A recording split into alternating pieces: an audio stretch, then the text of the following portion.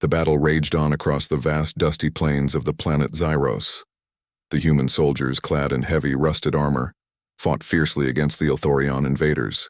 The Ilthorians, tall and alien in appearance, moved with precision, their weapons glowing with an eerie, unnatural light. But in the heat of battle, something unexpected happened, a moment that would change everything. Lieutenant Jackson, a young human soldier, was crouched behind a broken wall, catching his breath. His armor was battered, and his rifle was nearly out of ammunition. The sound of blaster fire echoed in the distance as explosions rocked the ground beneath his feet. He had seen death up close countless times in this war, but this time felt different. The air was thick with smoke, and the sounds of soldiers shouting in pain were everywhere. Jackson peered over the wall, his sharp eyes scanning the battlefield. That's when he saw her. A small figure, barely more than a child, was running through the chaos. Her skin was a pale, almost translucent blue, and she wore a simple garment that barely protected her from the harsh conditions of the planet. She was alone, completely alone. The child had no weapon, no protection, and no way to defend herself. She was running directly into the line of fire. Without thinking, Jackson's heart raced. He knew this was madness, but something inside him snapped. The Ilthorians were ruthless, and they would show no mercy to a child, not even one from their own race. But Jackson couldn't allow that. He couldn't just stand there and let her die. He leapt out from behind cover, rushing forward with all his strength. Blaster fire whizzed past him, but he kept running. His heart pounded in his chest and his legs burned with the effort. But the sight of the child running in terror kept him going.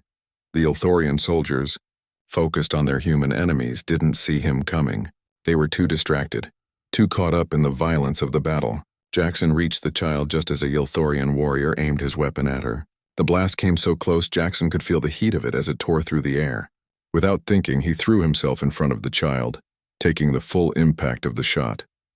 The world spun as Jackson's body absorbed the force. He felt the searing pain tear through his chest, his vision blurring. The air around him turned cold and the world seemed to slow. The child's frightened cry rang in his ears, but Jackson could hardly make sense of it. His limbs went numb and his mind fought to stay conscious. But just before he fell to the ground, the child's small hands grabbed at him, pulling him close. "Don't die, please," she pleaded in a strange, melodic voice, one that sounded both ancient and childlike. Jackson's vision dimmed, but he forced himself to look down at the girl. His mouth barely moved as he whispered, "I won't let you be alone." With a final effort, Jackson collapsed to the ground, unconscious. When he awoke, Jackson was no longer on the battlefield. His head was pounding and his body felt heavy, as if every muscle had been pulled from his bones. He blinked his eyes open slowly, the light around him dim and unfamiliar. For a moment he thought he was dead, but then he heard a soft voice, "Are you awake?" The voice was gentle, but there was a power behind it that made Jackson's skin prickle. He turned his head and saw her. Standing at the foot of his bed, looking down at him, was a towering figure. Ilthorian, unmistakable in her regal attire. She was tall, far taller than any human woman, and her eyes glowed a brilliant shade of amber. Her skin shimmered in the low light, reflecting the room's faint glow. She looked like she had stepped out of a dream, a queen powerful and intimidating. Jackson tried to sit up, but the pain in his chest shot through him, forcing him to lie back down. He grunted and looked around, noticing the strange room he was in. It wasn't like any military facility he had ever seen. The walls were made of a smooth metallic material that hummed softly, and the furniture was unlike anything human technology had created. The air smelled faintly of something floral but also metallic. "Where am I?" Jackson asked, his voice hoarse. "You are in my ship," the Ilthorian replied, her tone calm yet firm. "You are not dead, though you should be.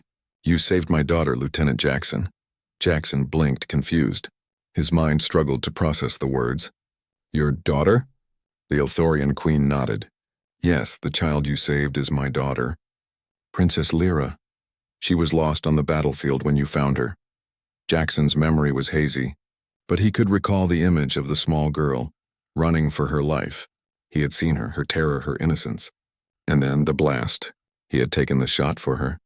But now the full weight of what he had done was starting to settle in. "Why did you save her?"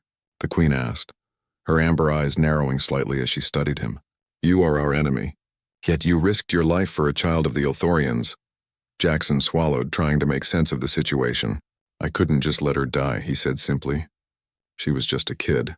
The Queen studied him in silence for a long moment. Then she stepped forward, her voice low but filled with authority. You are not like the others. There is honor in your actions. Jackson didn't know how to respond. The Queen's words felt strange, and the weight of his actions still hung over him. He had never expected this. He had acted out of instinct, out of compassion, not thinking of the consequences. The Queen's eyes softened for the briefest of moments, but the intensity returned quickly. I owe you a debt, she said, and I do not take such things lightly. Jackson felt a chill run down his spine. He had no idea what that could mean, but he didn't like the sound of it. I only did what was right, he said, his voice firm. Nothing more. The Queen tilted her head, her gaze unwavering. We shall see, Lieutenant Jackson, we shall see.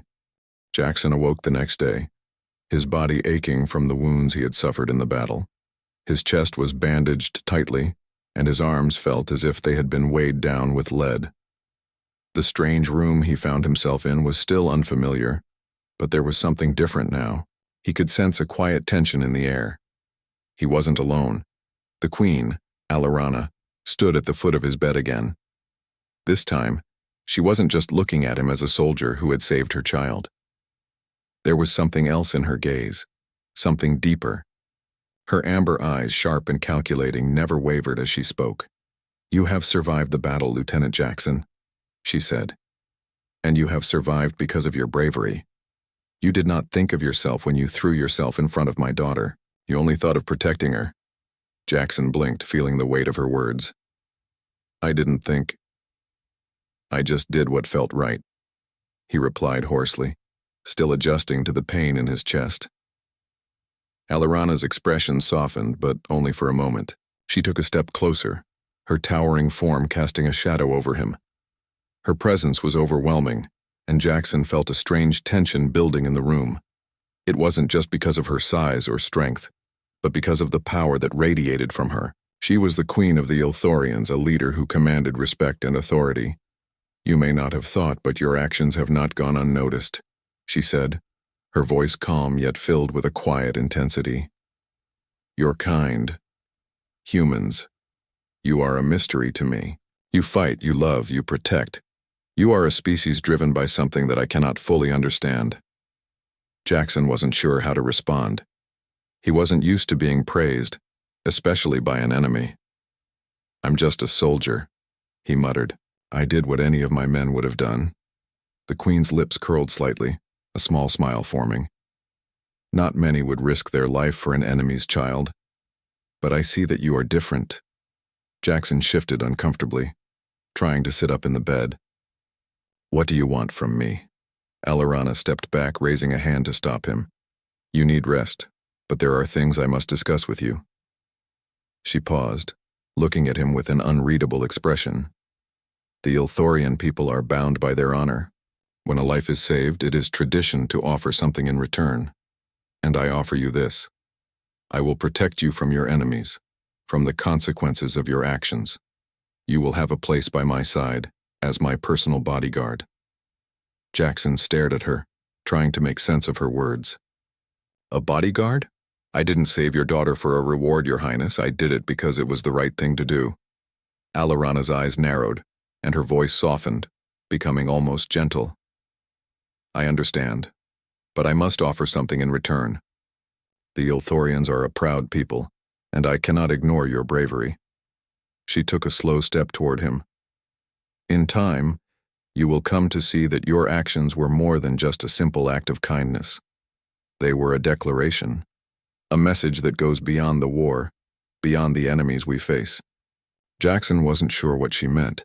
He only knew one thing: he wasn't in control here. He had been taken prisoner after saving the Queen's daughter, and now she was offering him a position at her side. Something about the whole situation felt off. You don't owe me anything, he said, trying to push himself to his feet despite the pain. I don't need protection, I just need to get back to my unit. Alarana stepped forward, her height and strength causing Jackson to pause. It is not just protection that I offer you something more. In the days that you have spent with us, I have seen something I did not expect. A human who fights without thinking of himself, without care for his own safety. That is rare. She paused, her gaze intense. I want you to stay, to be by my side, not just as a soldier, but as someone I can trust. Jackson was taken aback by her words. He had always been just a soldier, someone who followed orders, fought, and protected. He didn't know what it meant to be trusted in such a way, especially by someone like Alarana. I don't know if I can be what you want, he said quietly. I'm just a man. I'm not your people. I don't belong in your world. The queen tilted her head, studying him closely. Her eyes softened again, and for the first time, Jackson saw something beyond the cold, distant leader. There was vulnerability in her expression, though it was fleeting. No, you are not one of us, she admitted. But it is not where you come from that matters. It is who you are. Jackson's mind was racing, unsure of how to respond. He had never expected to be in this position, standing in front of the queen of an enemy race, being offered a place by her side. His heart told him one thing: he needed to get back to his people. But there was another part of him, a quieter voice, that told him this was an opportunity he couldn't pass up. He had no idea what Alarana truly wanted, but the way she spoke made it clear that she saw something in him, something that went beyond the battle. I don't know what you want from me, but I'll help you, Jackson said finally. I can't promise anything else. Alarana studied him for a long moment, her expression unreadable. Then she nodded slowly. That is all I ask. Your help. Jackson was still uncertain, but he had no choice. For now he would stay. He would help her, but at the back of his mind, he couldn't shake the feeling that there was more at play than either of them understood. What did she really want from him?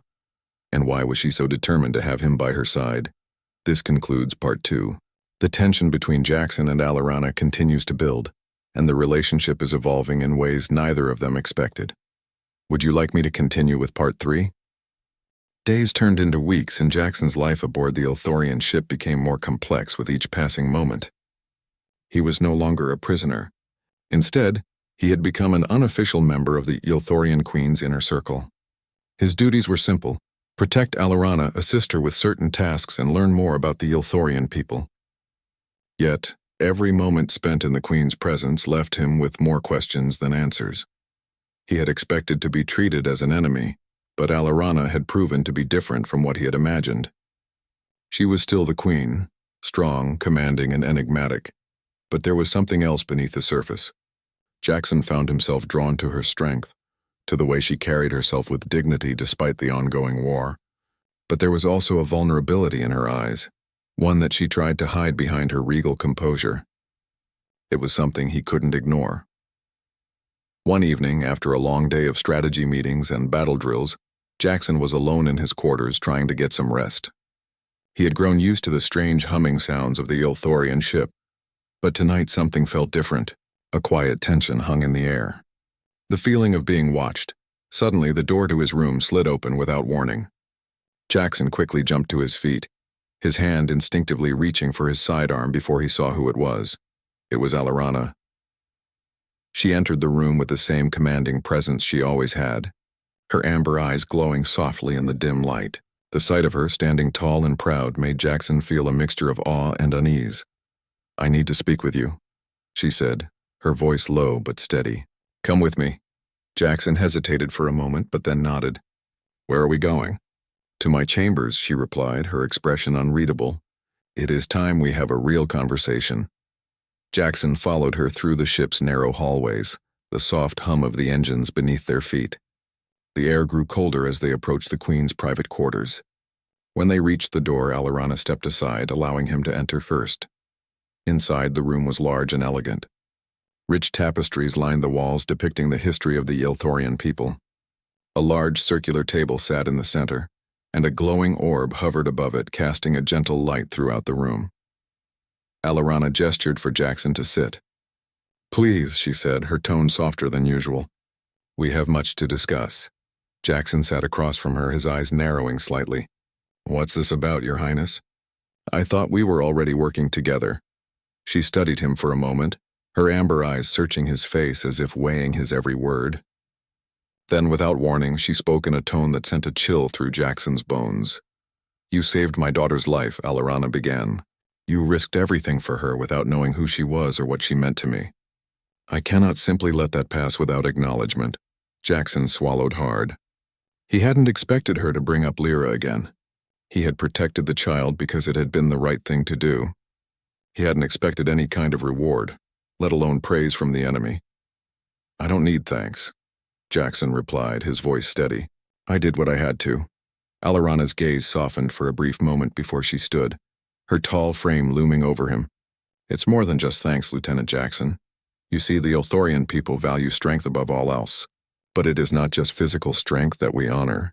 It is the strength of spirit. The willingness to fight for what is right, regardless of the cost. And you, Jackson, have shown me that strength. Jackson's heart raced. He wasn't sure where this conversation was headed, but the Queen's words were making him uneasy. He stood, his posture tense. I'm just doing my job. I don't belong here.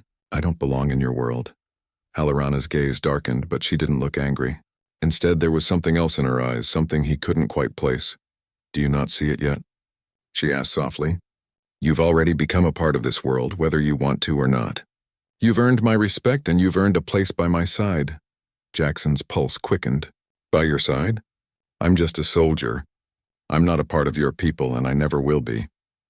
The Queen's expression hardened and she moved closer, her voice barely above a whisper. You are more than just a soldier, Jackson. You are the one who saved my daughter. You are the one who defied the odds. And now, she stopped, her gaze piercing through him. Now I find myself wanting something more. Jackson took a step back, his mind racing. What are you saying? He asked, his voice filled with confusion. Alarana stepped forward again, closing the space between them. Her eyes never left his as she reached out, her hand resting gently on his arm. I am offering you something no one else has ever been offered. A chance to stand beside me, to rule with me, to be more than just a protector, but someone I can trust, someone I can count on. Jackson stared at her, feeling the weight of her words. He had always been just a soldier, fighting for his country, for his comrades, for the people he cared about. But now the Queen was offering him something he hadn't expected. A chance to be more than just a warrior, to be by her side not as an enemy but as something else. He didn't know what to make of it. Why me? He asked quietly. There are so many others you could choose. Alarana's expression softened, her hand gently squeezing his arm. Because you are different, Jackson. You did not think about your own survival when you saved my daughter. You put her life above your own, and that is something I cannot ignore. Jackson's heart pounded in his chest. He had never imagined himself in this position, standing in front of an alien queen who was offering him more than just protection. She was offering him a place in her world, a chance to stand beside her. But was he ready for this? Could he truly leave everything behind and join her? Alarana stepped back, her gaze never leaving his. I do not expect you to make a decision now, she said softly. But know this, Jackson. What I offer is more than just a position. It is a bond, a claim. The word hung in the air between them, heavy with meaning. Jackson didn't fully understand what she meant, but the weight of her words was undeniable. I need time, Jackson said, his voice barely above a whisper. Alarana nodded slowly, her eyes filled with something akin to sadness. You have as much time as you need, Lieutenant. But remember, you are no longer just a soldier. You are part of something greater now. Jackson left the room that night feeling more confused than ever. He had come to protect a child, and now he found himself in the middle of a complicated web of power, trust, and loyalty. And somewhere buried deep in his chest was the growing realization that he couldn't walk away from this.